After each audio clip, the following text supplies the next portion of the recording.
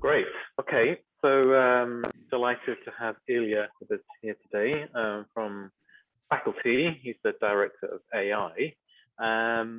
And he's going to be talking about building a trusted AI system in a time of crisis.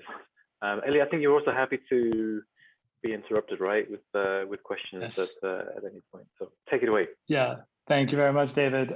Yeah, indeed. So I've got probably 40 minutes of material rather than 60. And this is reusing from sort of a more general audience talk. So especially if you want to get into, if anyone wants to get into like much more technical detail, interruptions would be helpful. But just jumping in.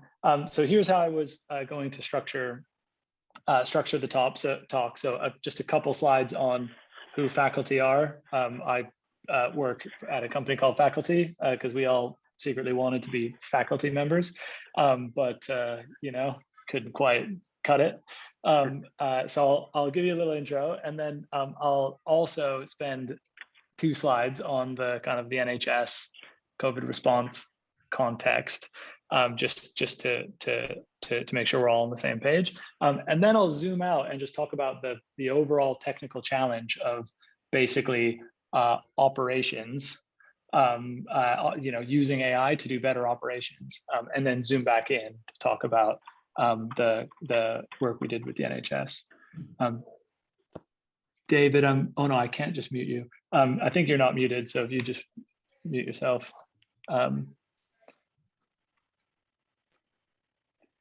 Anyway, yeah, and then finally the impact. So that's what I'll cover. Let me just jump right in. So brief intro to faculty. Faculty builds the intelligence layer for organizations in the sense that, you know, if you've got your sort of infrastructure and your data layers, we sort of build the kind of layer of intelligence on top, which includes the models to predict what might happen, the kind of the explainability or the intel to understand what's going on, optimization to plan, to basically, you know, sort of turn what you know into better decisions, and then evaluation to like actually make sure that that was true. So sort of a fairly broad range of techniques. But one of the main areas, actually no, that's the next slide. Perhaps the best way to think about us, just in terms of like, you know, positioning in the market and what we do, is we have a relatively big research lab, which I lead, and so we try to bring kind of research grade AI, but actually integrate it kind of into organizations to create kind of a step change in capability. So we're sort of in between your like off the shelf, one size fits all kind of solution, and, you know, like a very bespoke consultancy. So we sort of bring a lot of technology, but bespoke it for organizations. And you'll see that as I go through. So the last thing I'll say on faculty in general, just because I think it's probably interesting for this audience, is that we've focused a lot on trusted AI systems, and done a lot of research and development in that direction. Here are sort of a sequence of 3 papers that we've written on explainability. So trying to make model agnostic explainability actually, you know, powerful and useful. And this middle one is really relevant for the talk today. It's a paper that we wrote on kind of generalizing the Shapley values, which is a attribution method and explainability method that is like very mathematically rigorous and is a nice framework, but it like explicitly only treats correlations rather than like being able to handle causal information when explaining. So this work, which was published in NeurIPS, one thing that I'm sort of very proud of is it was like deployed for the NHS, like 6 months before it showed up in NeurIPS. So that is kind of sort of one of the ways that we kind of solve these types of problems. So that's it on faculty, just in intro. Now let me spend kind of a couple minutes on the NHS COVID response. So obviously, the pandemic was completely unprecedented. Sort of, we all know this as, almost 10 million positive cases in the UK, and more than 500,000 people hospitalized. And this basically required an unprecedented operational response. So basically, any epidemic sort of moves at like exponential speeds. So you sort of only just know it's happening, and then all of a sudden you're kind of overwhelmed. And so the NHS had to tackle this problem with data and technology. There wasn't a like more people type solution.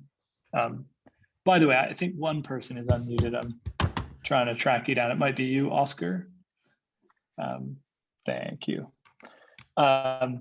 So the NHS had to take a data-driven technological approach, and that is why they brought us in.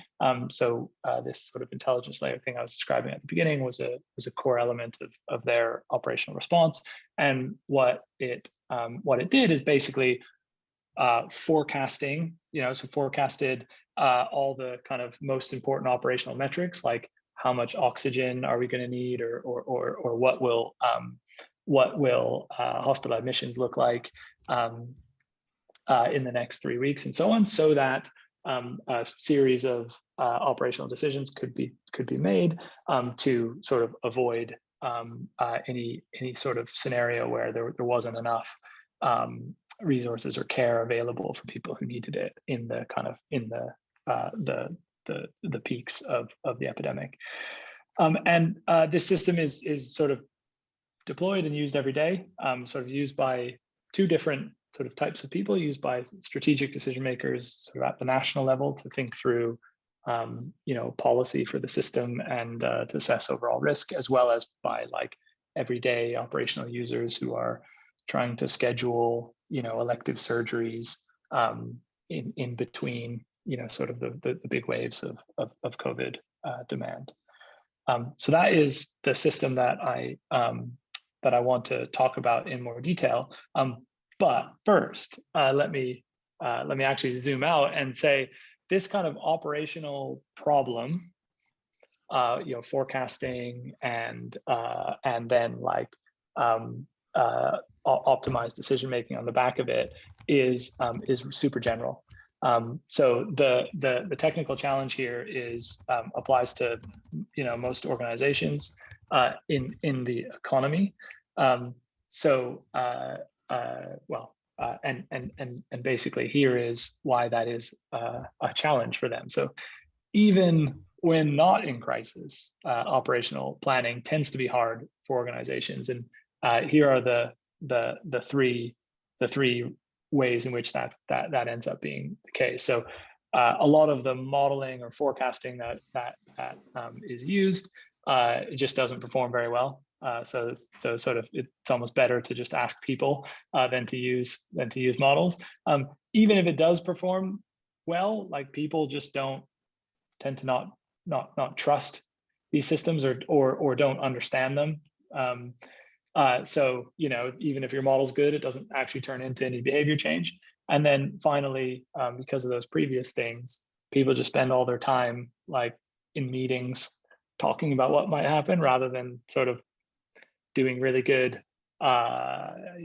intelligent system build, basically.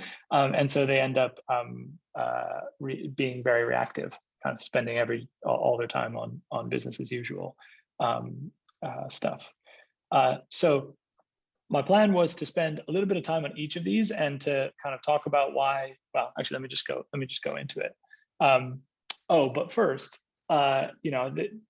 operational planning is a challenge for organizations, even not in a time of crisis. But like these days, it seems like supply chains and operations, the operations side of most organizations in the economy are in a time of crisis. There seems to be a sort of another shortage or price hike or shipping issue or whatever it is, sort of every week or every month. So it's got to the point where people are not just writing stories about it, but making cartoons about it. So operational planning, you might think, must be ripe for disruption due to AI, right? I said poor performance was one issue. So some of the reasons why this is the case is a lot of the ways in which people model, what's going to happen, forecast, tends to be based on just like backward-looking averages, like very simple models like this. Separately, a lot of forecasting is done just by sort of extrapolating the, univariate time series. So the model tends to be kind of over-reliant on a single data source rather than saying, like, let's extrapolate the time series and use additional information, like, in the case of COVID, how many people are testing positive? What does the mobility look like in the population using mobility data? Or how many people are calling into 111 and so on. And then finally, for a lot of these problems, you just need to get really, really granular. So less so in the COVID context, but for a medical devices company, they need to know how many, like little plastic hoses they're going to need, or screws or something when they're trying to build, a ventilator, say. So you need to be able to, you need your models to operate at a really, really, really granular level. And really granular means like patchy data, very little data usually, like we sell one of these every five months or something. So those are the issues. And you might just immediately say, well, like, why aren't these guys using machine learning? And they should be, of course, but it's not that straightforward. So I don't know to what extent folks on the call have done a lot of forecasting, but it very interestingly, like deep learning has not revolutionized time series forecasting in the same way that has computer vision or NLP. One of the reasons for that, but not the only one, is that forecasting is an extrapolation problem, not an interpolation problem. So rather than like, is this image a cat or a dog? I've seen a bunch of cats or dogs. It's like, I've seen a bunch of cats and dogs. Is this image a camel? Maybe a terrible example, but it's extrapolation. So it's like, when people write papers on the robustness of deep learning or on out of distribution generalization or something, which is a really hard field, like that is forecasting. It's all that. And so that is one reason why the sort of best performing models tend to be simpler and kind of more bespoke. And this like really is true. If you look at the big competitions, the state of the art or the competition winners, they're not like giant transformer models or something. They're like simple, exponential smoothing, like very simple time series models. It's quite interesting. And then another reason is just data. So, one of the reasons why deep learning is so powerful is enormous data sets. Whereas with time series, because the relevance of data, because it's an extrapolation problem, the relevance of data just fades over time. So, even if you have 20 years of data, it's probably only the last couple of years that are even informative. And that gets even worse when you have like seasonal effects. So, if I want to predict what's going to happen this Christmas, like I'm a random retailer, like what do I use last Christmas when everyone was in like hard lockdown, or the Christmas before when there was no COVID, or the Christmas before that? Like you just almost have no data for the seasonal effect of Christmas. So yeah, it's definitely less straightforward. I do feel free to interrupt me if you guys have questions on this. So if not, I'll just forge on. One of the main challenges is to get the performance up, but separately is to drive confidence in these types of systems. Often, what one is forecasting is some like incredibly volatile or noisy signal, like how many of a very granular product, or SKU usually called, am I going to need? Well, I sell like one of these things every couple of months. So, any forecast is basically going to be wrong. Another sort of issue is that this sort of explainability point that I referenced at the beginning of the talk, if you're going to use statistical models, people tend to like not understand what the statistical model is saying. If you just give someone a forecast, they'll just immediately ask why. Like, why is that the forecast? And then a bit of a more of an operational kind of problem is just that like there's just tons of different things that people need from a forecast. So like a financial target or a sales target is like something that you want to be true, not necessarily that you think is true. Whereas like a plan is something that a business will like decide to do, maybe so that they like meet all their commitments. And even that isn't the same as like an unbiased estimate of what's going to happen. So there's sort of tons of different things, and like tying these all together is actually it's actually a little bit sort of a little bit complicated. So again, like definitely machine learning is a great way forward here, but it's not that straightforward. So obviously with really noisy data or really rare events, like what you want to be doing is forecasting like probability distributions, because you can still make decisions based on like, the estimate of tail probabilities and so on. You don't want to be just forecasting like the central value. So you want to be using Bayesian methods, but Bayesian methods are, of course, really computationally demanding. I said earlier in my talk, well, actually on the previous page, that a lot of these forecasting models are actually like the best ones are pretty simple, but they're not that simple. So, even a linear autoregressive model is very hard to interpret because like autoregressive sort of effects like are just counterintuitive. So even though you could use a simple model, doesn't mean that interpretability is solved. And like I referenced, time series explainability is also just, if you try to do model agnostic time series explainability, it's pretty subtle. So this paper that we wrote was sort of trying to solve this problem, and that's a relatively recent paper. And then in terms of the like operational complications, that just puts more constraints on your machine learning system. It's not really a technical problem. Okay. Lastly of the three, so performance, confidence, and reactive decisions. Some of the issues with reactive decision making is that organizations tend to be really siloed. So you have like each team kind of greedily optimizing rather than able to sort of work across boundaries.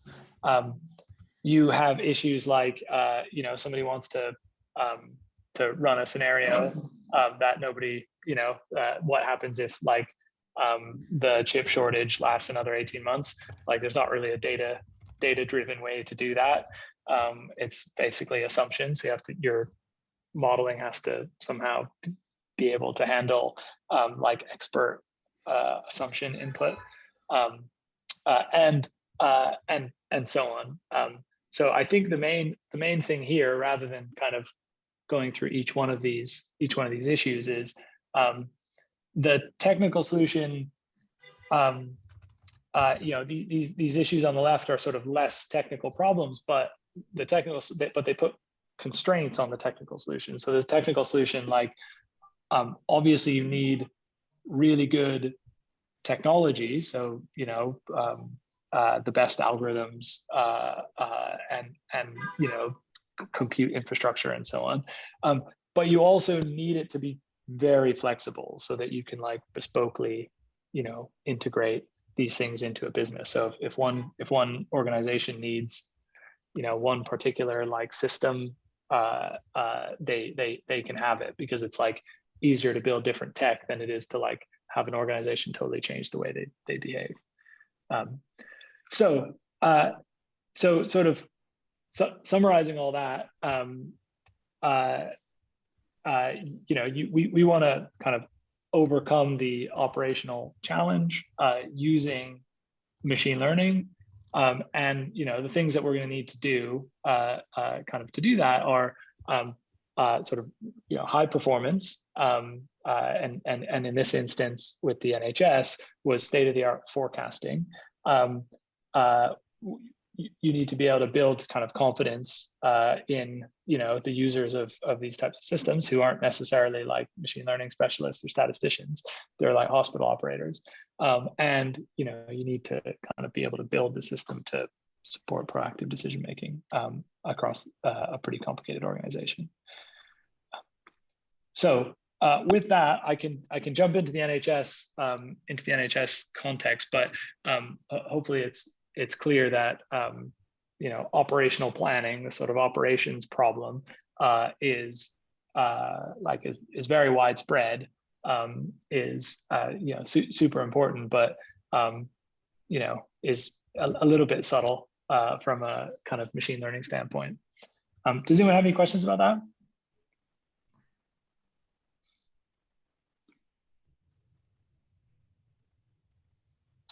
If not, no problem, I can jump in. So now let's take that kind of general picture and zoom into the work that we did for the NHS.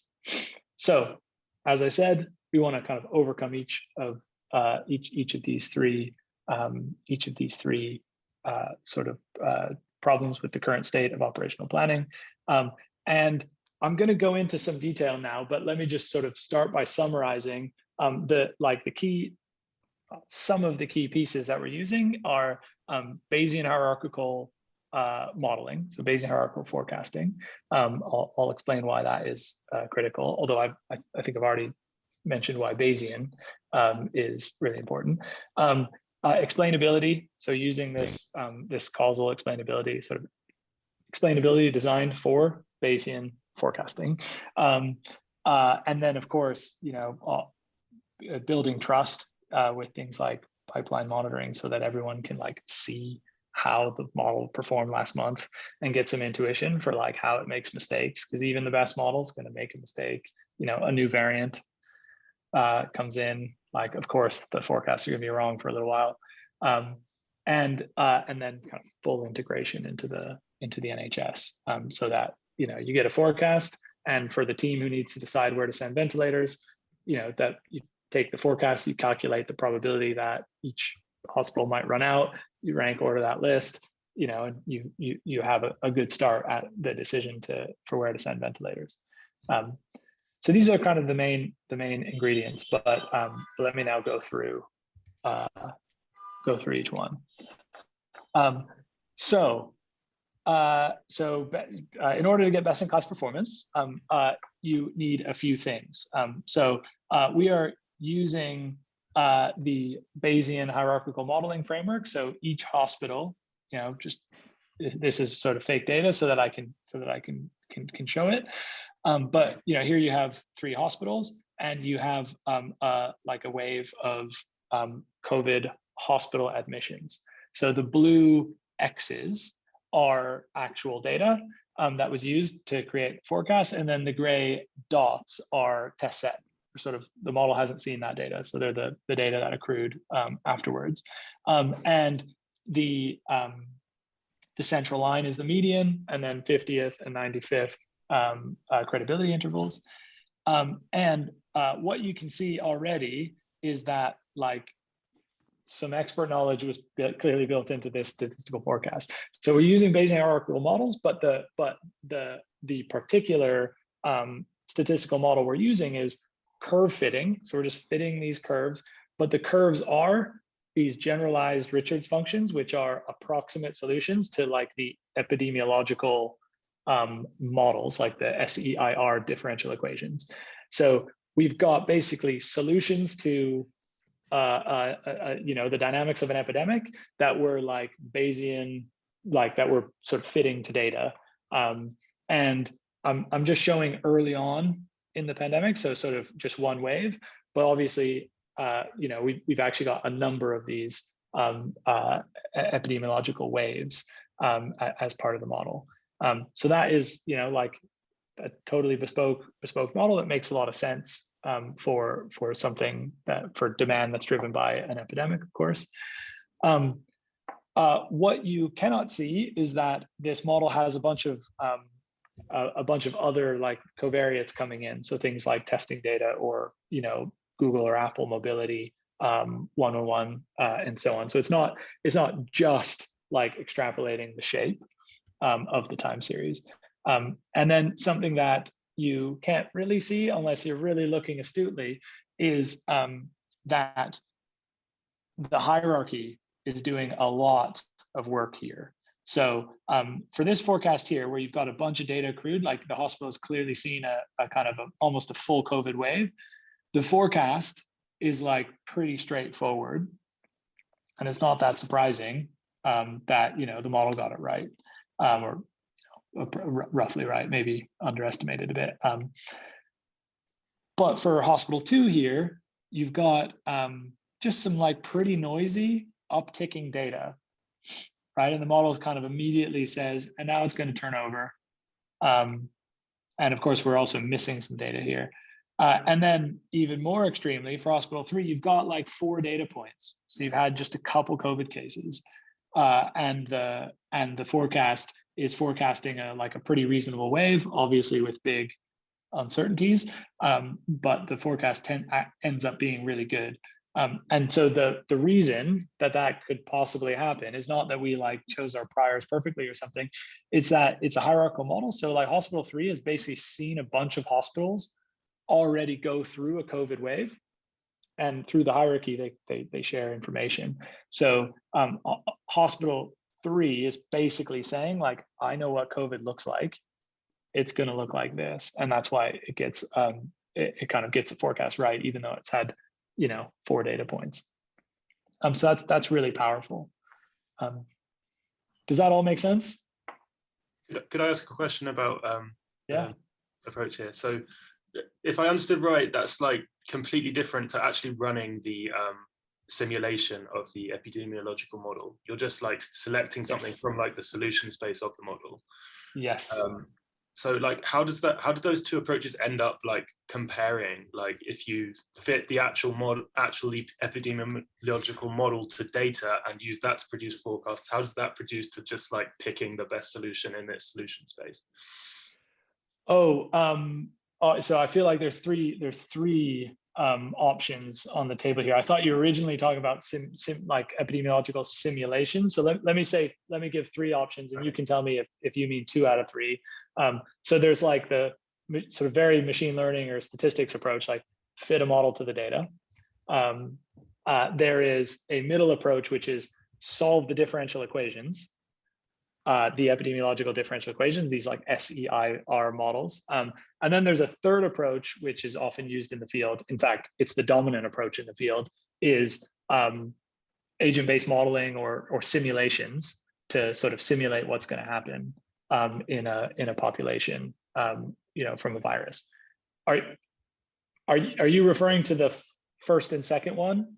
I'm not really sure, to be honest. I don't know as much about this, but I'm just curious how it compares to like the kind of things that you would see in like SAGE reports or something like that. How do these predictions actually compare in performance, and how does it compare in terms of a sensible modeling approach for this kind of situation?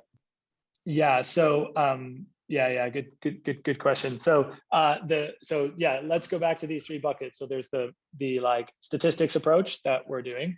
There's the solve the differential equations approach, and then there's the agent-based modeling. So the solve the differential equations is basically too simple because the differential equations have just a couple constants or parameters. So there are like more kind of sophisticated ways based on the differential equations, but like in a simple world, just for your own head, like, you know, you've got some differential equations that have a couple free parameters, and like you want to model every single hospital or something, or if you did a separate set of differential equations for each hospital, they would no longer learn from each other or something. So there are more sophisticated ways to do that, but like the very sort of straightforward approach is like not kind of, you don't have enough flexibility. The agent-based modeling, that's where you like create a synthetic version of the world. Like each agent is like a person who has a home, you know, with like, you know, maybe they live with their parents or they have, you know, a family or something, and they go to work, and then they also do like leisure activities, and they can transmit the virus at work, you know, and so on. So that is, as far as I am aware, that's the most sort of common approach, and it's definitely was the dominant approach in like the kind of the SAGE modeling.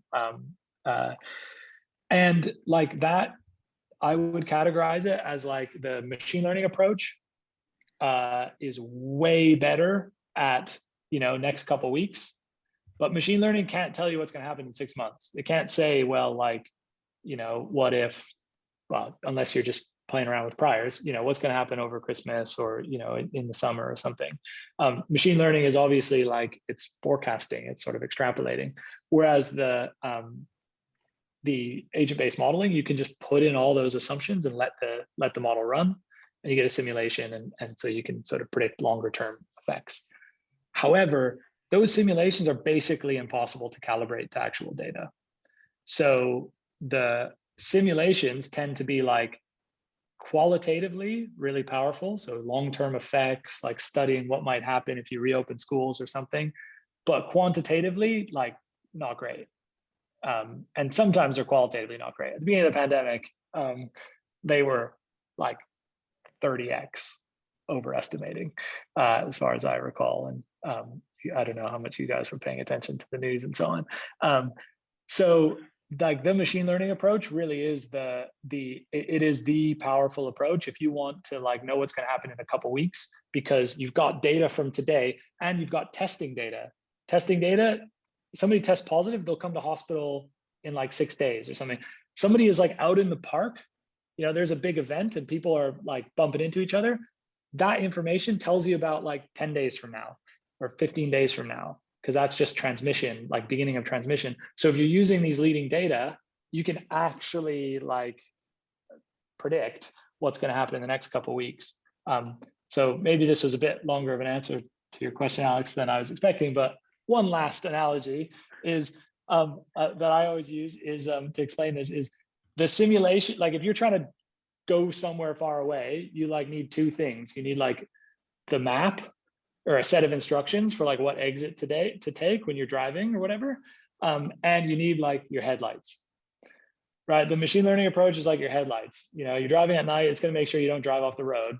The like Google Maps instructions, which tell you like which exit to take, that's more like the simulation, which says like, if we reopen schools, this might happen. So everything I'm talking about here is the headlights. It's like the next 3 weeks, should we schedule some more elective care?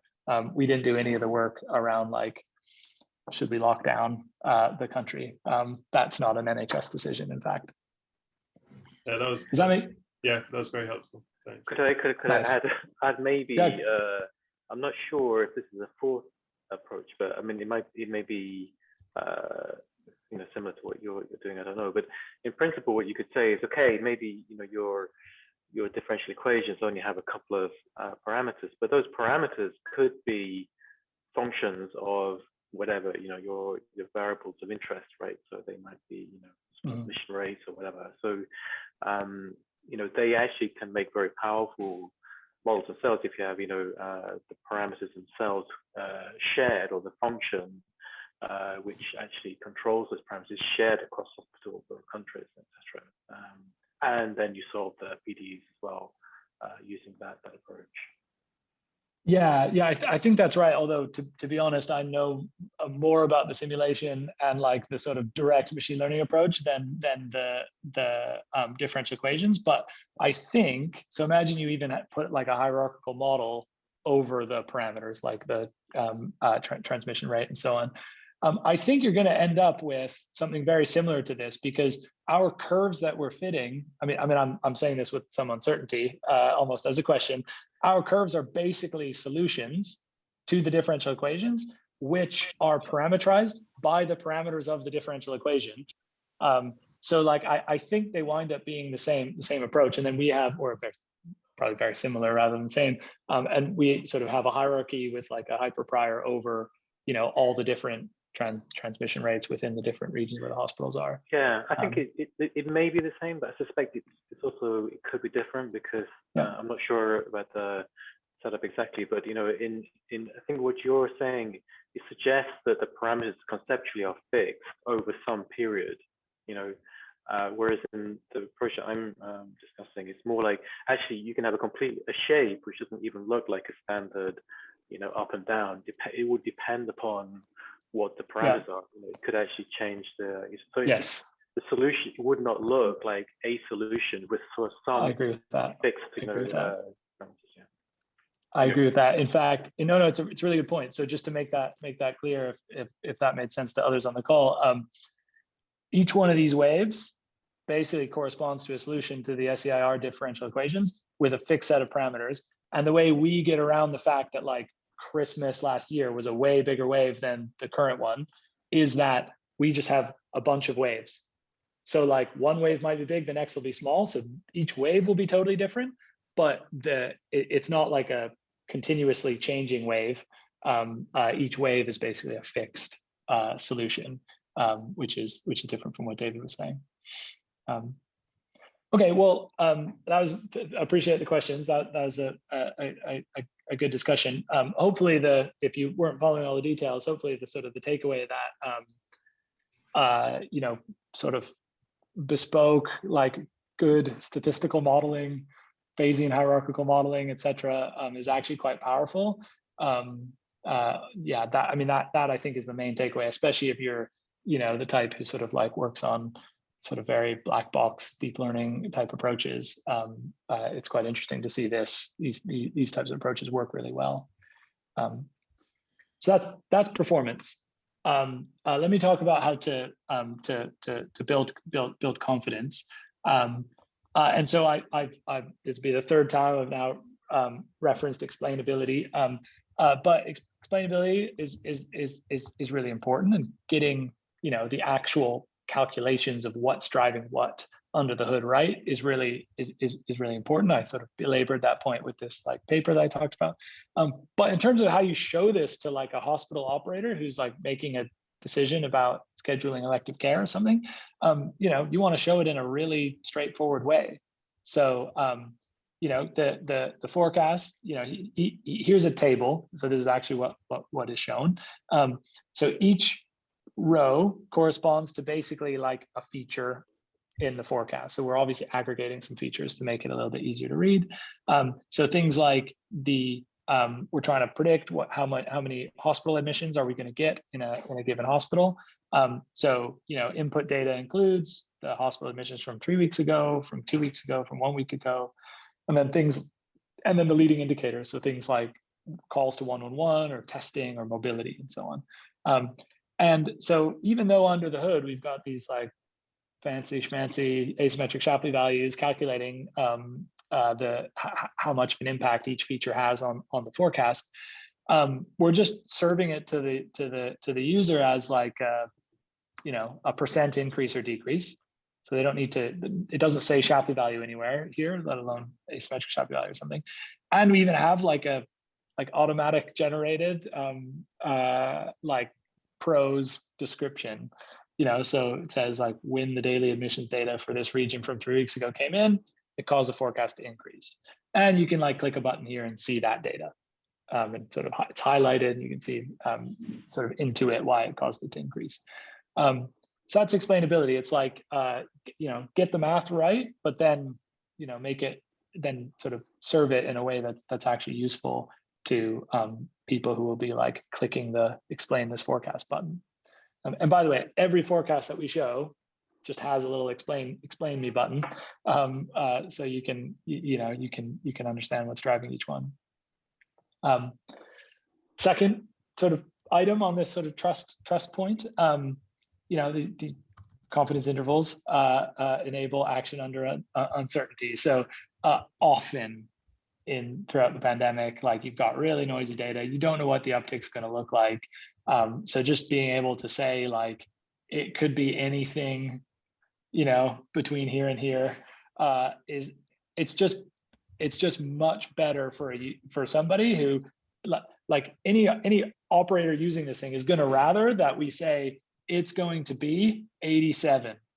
You know, they don't want confidence intervals, but if you give them the number, it's always going to be wrong, and then they're just never going to trust the system, right? Because it's impossible to know. There's just a huge amount of unexplained variance. So just sort of the Bayesian approach helps with that. And then lastly, and very, very importantly, is in this like live system for every single person who has access, there's just a button that says like performance. So for every forecast, you can just kind of go see the historical performance of that, you know, for that hospital, for oxygen, how has the forecast been performing? And so there's a couple ways to do this. There's like the proper, you know, statistical way. So what we have at the top is like, we just flattened out the each credibility interval, and then put like the data that landed in those credibility intervals over the last 6 weeks, like across every single trust, across every hospital, just all in the same thing. And this is sort of 3 weeks out, 2 weeks out, and 1 week out. And so without even like quoting any numbers, you can sort of look at it and say, oh, that's pretty well calibrated. Like most of the data, you know, lands where it should. It's not like there's no massive overestimate or underestimate. Here's the stat version.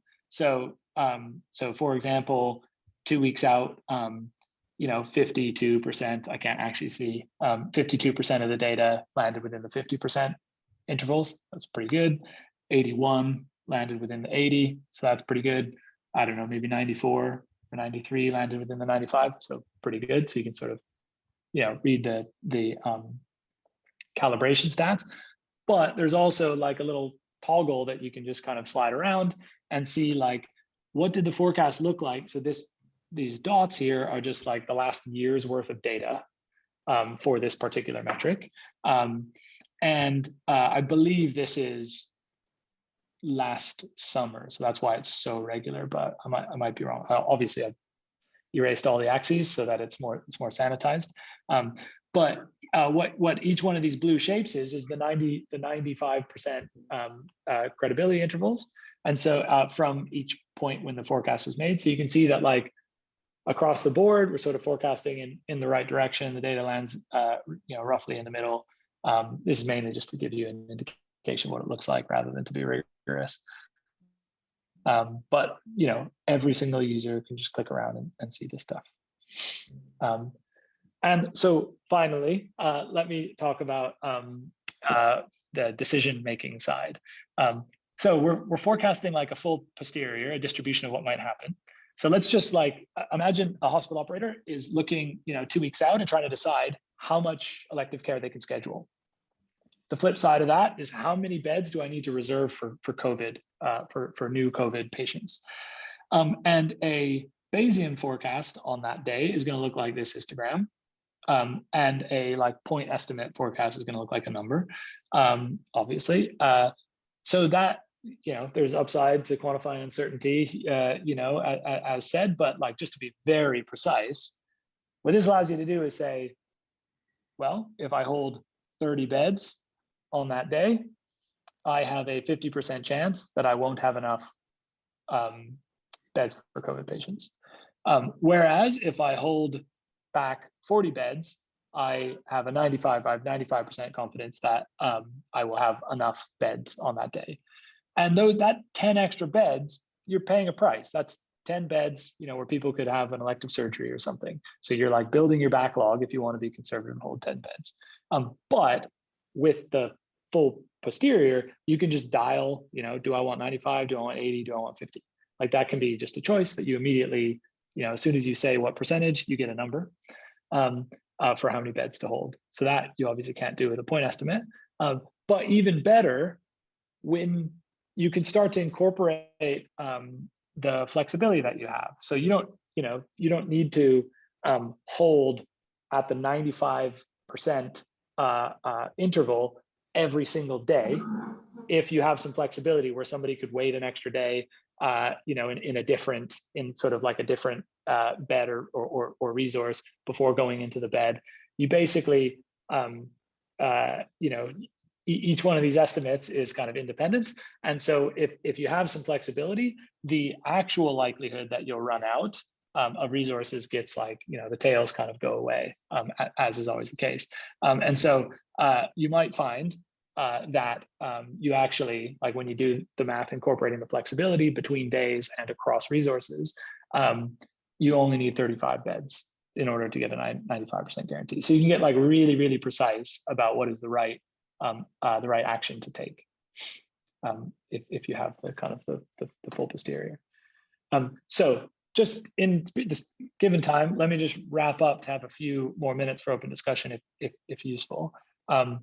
So just to conclude in terms of impact, it seemed talking a lot about the modeling, the sort of the most kind of emotional impact statement is more just that hundreds of NHS staff using this thing. It's called the early warning system. Using this thing every day is amazing, and people who didn't really think about statistics 2 years ago are now having nuanced discussions about what the forecasts are saying. It's very cool.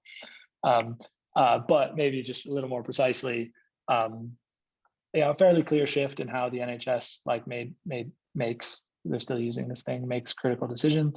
So the ability to respond in real time to short-term pressures on hospitals.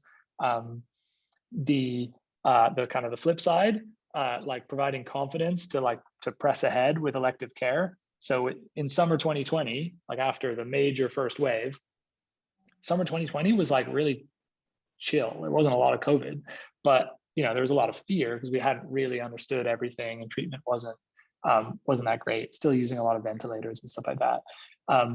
And so these forecasts, the model saying it's not going to be that bad, with 95% confidence, it's not going to be that bad in 3 weeks, was one of the main reasons that, it was a main driver for kind of confidence in just scheduling elective care throughout the summer. And then, now the NHS is actually using these techniques for things outside of just outside of COVID, like A&E and so on, which is very cool. There's a few quotes on the right, but maybe I won't belabor that. So that's everything I wanted to cover. So thanks a lot. Let's do some questions. For this audience, I feel obliged to say, faculty, we're hiring. We hire a lot of PhDs. Check us out if you're ever looking for a job. But yeah, let me stop there. Any other questions?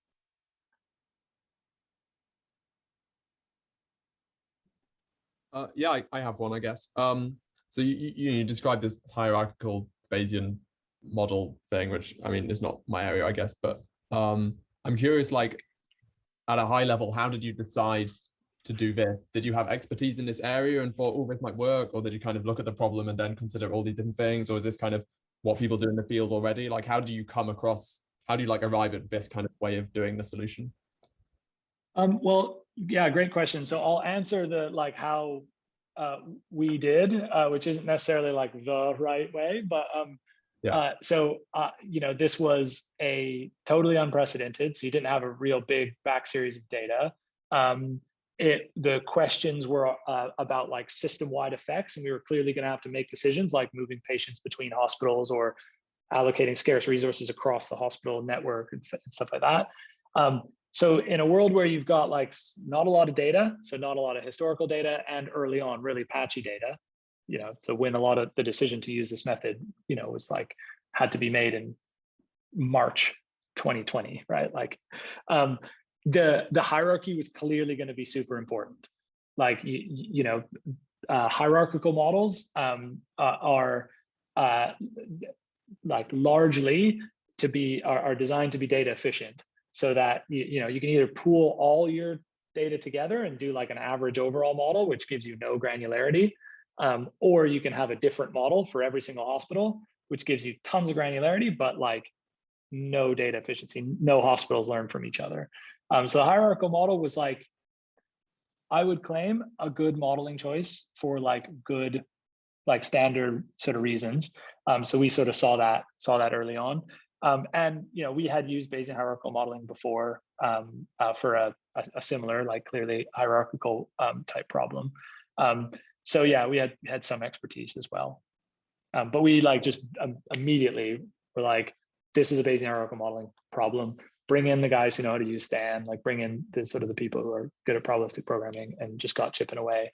And we like started with much jankier versions of these Richards curves, and like went to a conference early on and saw like someone else in the Nordics was using these generalized Richards curves, not an hierarchical model, and so we like stole that idea because they're much better than the curve fitting we were doing before, which had more degeneracies in it.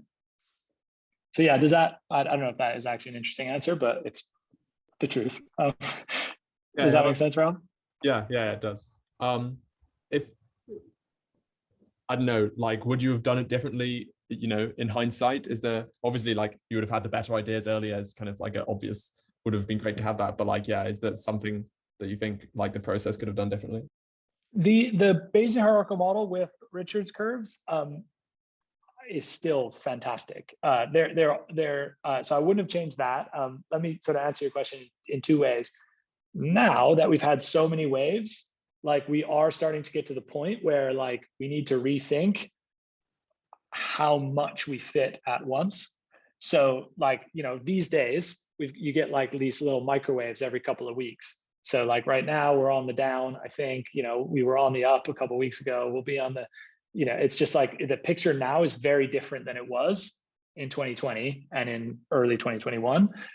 So there are some changes that we need to make because of that. We're still going to use this approach, but just like have a more like inductive process to add waves and to freeze past stuff and so on, largely for computational reasons and degeneracy reasons in the posterior. So some changes, but still Bayesian hierarchical and still Richards curves.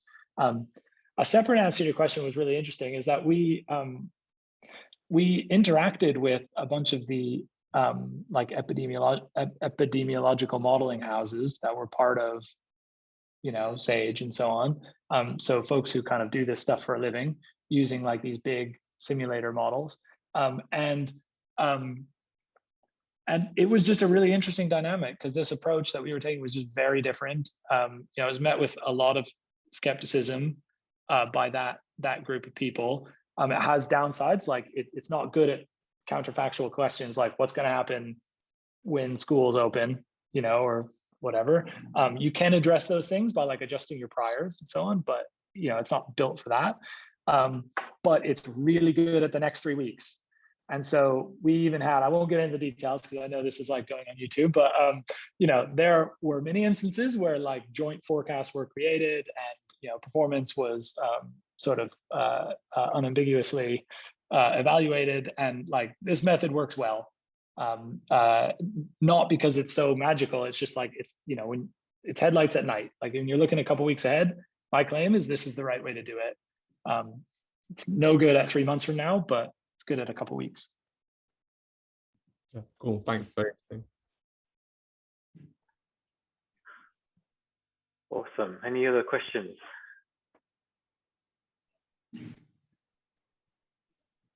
Anybody else want to jump in? Don't be shy. This is entirely unrelated. You said you're hiring. Do you do internships as well? It's just yeah. Okay. Yeah, get in touch. yeah, there's some people on at least one person I saw on the call who's done an internship at faculty. Cool. Awesome, great. Well, thanks, Ilya. That's super interesting. And actually, Ilya is often, at least in normal times, around at UCL and 90HH. So I'm hoping when things get back to some kind of normality, you might be able to bump into him around the place. So do feel free, to say hi to him if you see him around. Definitely. So great. Well, thanks, Ilya, and hope we'll catch up soon again. Nice. Thanks, everyone. Thanks a lot. All right. Thank you. Bye. Bye. Bye, everybody.